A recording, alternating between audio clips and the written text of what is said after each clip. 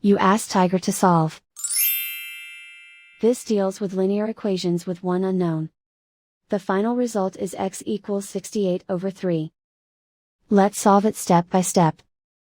Group all constants on the right side of the equation. Subtract 5 from both sides. Simplify the arithmetic.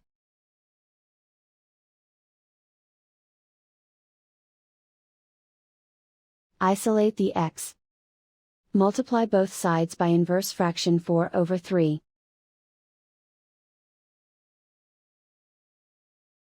Group like terms.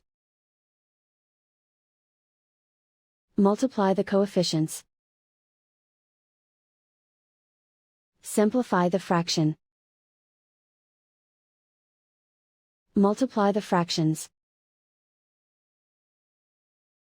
Simplify the arithmetic.